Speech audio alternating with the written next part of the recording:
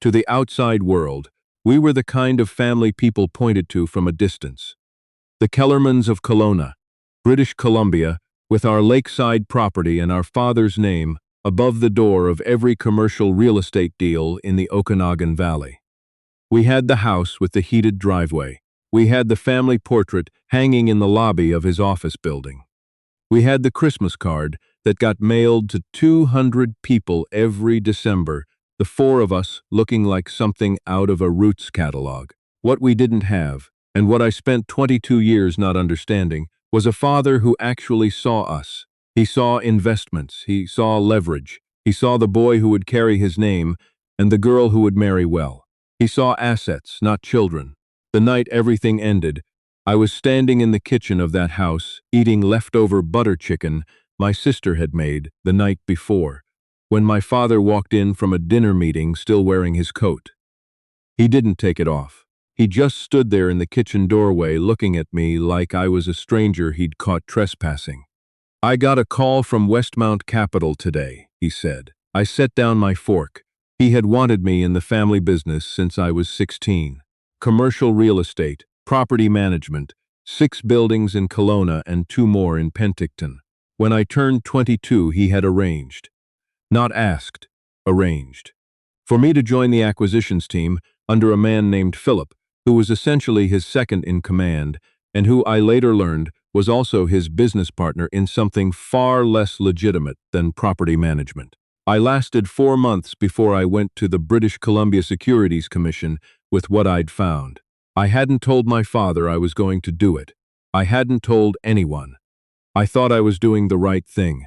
"You walked into a government office," my father said, still in his coat, still in the doorway, "and you told them things about my business. I told them the truth about. You are not a Kellerman," he said. "Not anymore. I want you out of this house before I wake up tomorrow." My sister, Priya, was 20 years old and in her second year at UBC Okanagan.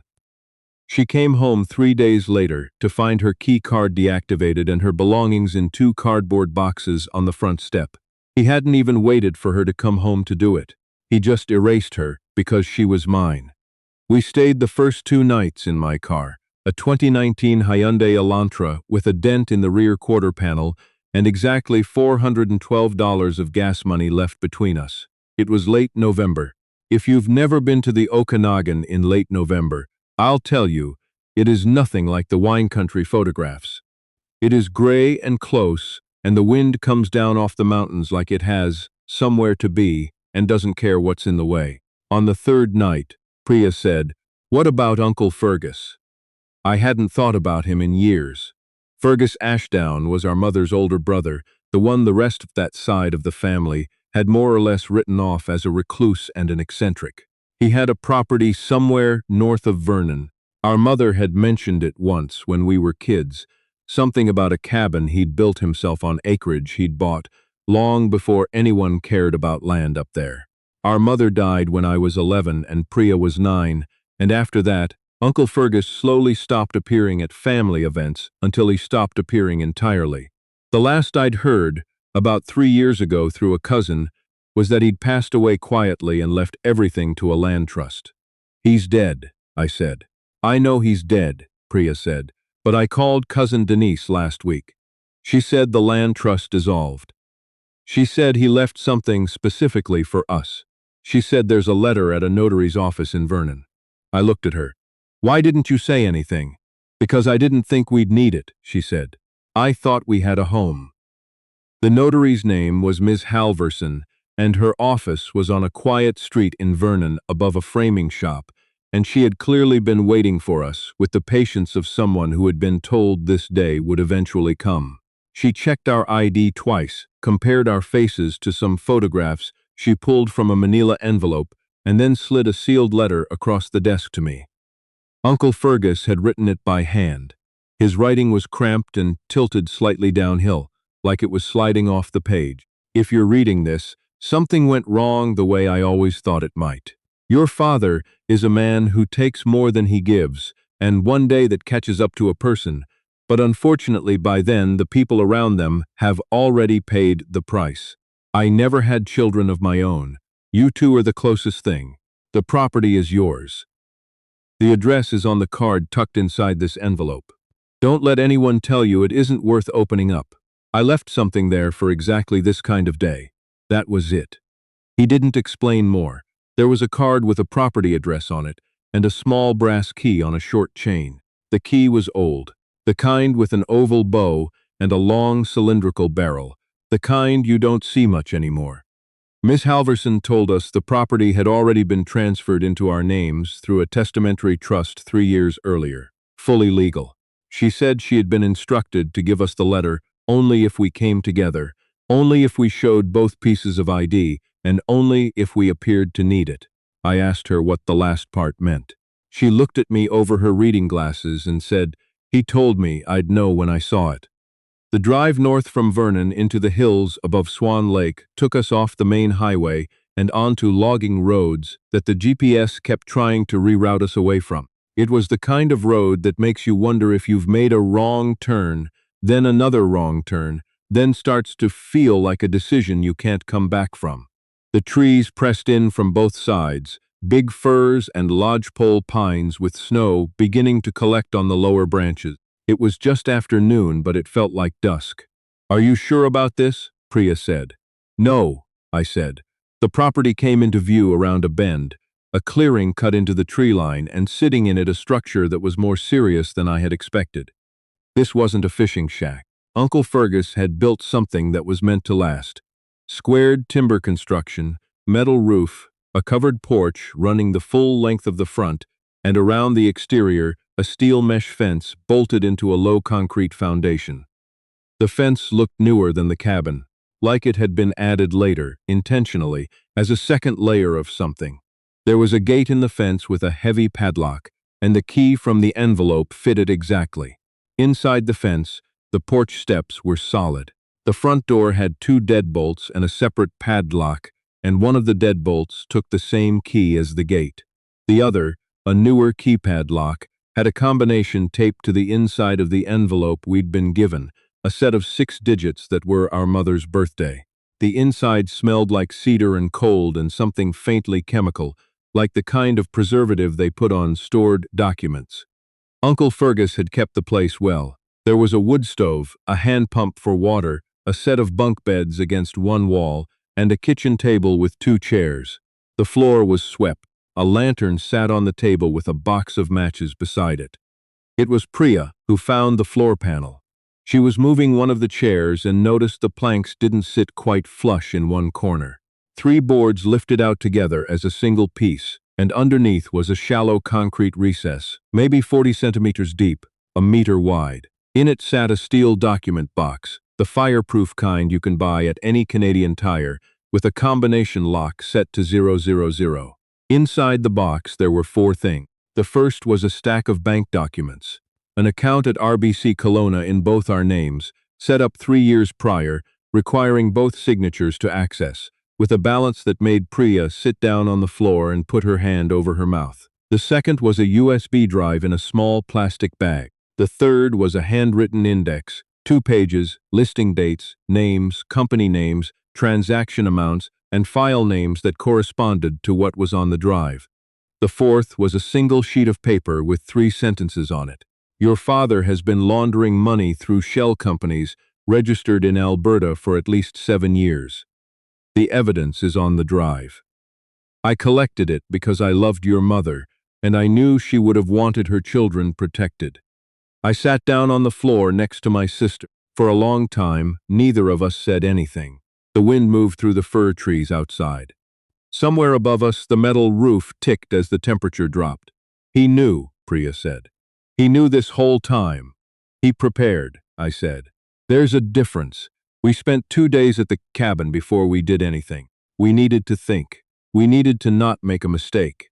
On the second evening, I went through everything on the USB drive with the old laptop I kept in my car.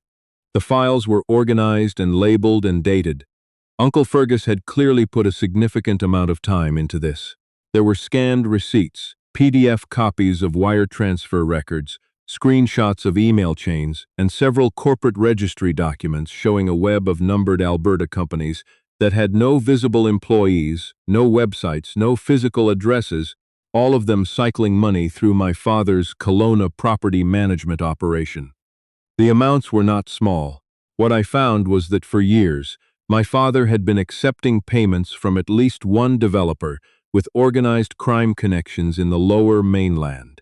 Payments that came in as fake property management fees and went out as real estate purchases that were then sold at a profit, clean. Uncle Fergus had found the trail through property records that were publicly available at the time, and then had apparently spent years quietly building the supporting documentation around it. I contacted a lawyer in Kelowna named Ms. Theriault, who specialized in financial fraud and had a reputation, I found, through the Law Society of British Columbia's public directory. She reviewed everything over 2 meetings and told us the material was credible, well organized, and potentially significant enough to interest both the RCMP and FINTRAC, Canada's Financial Intelligence Unit. She also told us that as the person who had originally gone to the BCSC 4 months earlier, I had established a prior record of good faith reporting that would matter. She was the one who told us about the proceeds of crime reporting provisions under the Criminal Code and what our position might be as cooperating witnesses. I won't go into all the legal details, but I will say that by the time we walked out of her office, we were no longer 2 people sleeping in a Hyundai Elantra. We were people with options. What happened over the following months was slow and then suddenly very fast. The RCMP Financial Crimes Unit took the materials. FINTRAC opened a parallel review. 3 of the numbered Alberta companies were frozen in February. My father hired 3 lawyers and gave 2 interviews to investigators and denied everything. He was hosting a charity gala in March at the Delta Hotel's Grand Okanagan, the kind of event he put his name on every year, the kind with a silent auction and a photo booth and a table for 4 at $1,200, the Kellerman Foundation annual gala. I still got the email invitation. He hadn't thought to remove me from the mailing list. I didn't plan to go. It wasn't my idea. Priya is the one who said, quietly, over coffee one morning in the apartment we'd rented in Vernon, with money from the RBC account, "We should be there." I looked at her. "He should have to look at us," she said. "When it happens, he should have to see that we're still here." So we went. We wore the nicest things we owned. We checked in at the registration table under our own names. The staff didn't know enough to stop us, and why would they? Our names were still Kellerman, legally. We found a spot near the back of the ballroom, by the bar, and we waited. My father was at the podium by 8:30, thanking the room, doing the thing he'd always done, the easy smile, the measured pause, the sentence that made people feel like he was talking only to them. He was good at it. He had always been good at it. I stood there watching him and thought about how much of my childhood I had spent trying to earn a version of that smile directed at me. 2 RCMP officers in plainclothes came through the side entrance at 8:47. I know the exact time because I checked my phone when I saw them, the way you do when something is happening, and part of your brain wants to record it. My father saw them before they reached him. I watched his face go through something, not shock exactly, more like the look of a man who has been waiting for a knock at the door for so long that when it finally comes, part of him is almost relieved. He didn't run. I'll give him that. What he did was look out across the room, and his eyes found me. Across all those tables and all those people in their gala clothes, he found my face. I don't know what he expected to see there. Guilt, maybe. Apology. The face of a child who had gotten in over his head. I didn't look away. He was walked out through the side entrance. Someone near the front of the room started talking loudly about something else, the way Canadians do when a situation becomes uncomfortable. The instinct to pretend nothing happened, to smooth it over, to protect the room from the awkwardness. But people saw. The room knew. I felt Priya take my hand. We left before the dessert course. The charges came in April. 3 counts under the Criminal Code related to proceeds of crime, 2 counts of fraud over $5,000, and a charge under the Proceeds of Crime, Money Laundering, and Terrorist Financing Act that I didn't fully understand until Ms. Theriault explained it to me over the phone. The developer from the Lower Mainland was charged separately. Two of his associates were arrested in Vancouver the same week. My father's lawyers fought for a year. He lost. Priya finished her degree. I went back to school part-time, taking courses in urban planning at Thompson Rivers University. Something I'd wanted to do before my father decided what I was supposed to want instead. We kept the cabin. We go up there in July now, when the light in the Okanagan Hills is long and gold and the smell of pine comes through the windows at night and everything is very quiet. We had our names legally changed the winter after the trial. We're Ashdowns now. Our mother's name, Uncle Fergus's name, the name on the property title that was waiting for us when we needed it most. A lot of people ask me, when they hear the story, whether I wish I had done things differently, whether I wish I had kept my head down and stayed in the family business and not walked into that government office. I think about it sometimes. I think about the version of myself who made a different choice, who smiled at Philip and signed whatever he put in front of me and kept driving the heated driveway and watching my father's face for some signal that I had finally done enough.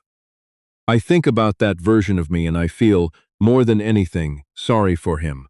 Uncle Fergus built that cabin in the hills above Swan Lake, and he locked the most important thing inside it, and he trusted that we would come when we needed to. He didn't know exactly what would go wrong. He just knew our father, and he knew our mother, and he knew that the kind of man who builds an empire on other people's silence eventually creates exactly the kind of children who will not stay silent. The greatest thing he left us wasn't the money in that account, though it mattered more than I can say. It wasn't even the evidence on that drive. It was the proof, locked in a steel box under a cedar floor in the middle of the British Columbia interior, that someone had looked at us and decided we were worth protecting before we ever knew we needed it. Some inheritances skip a generation. Some of them wait for you in the dark, patient as timber, until you're finally ready to come and claim them.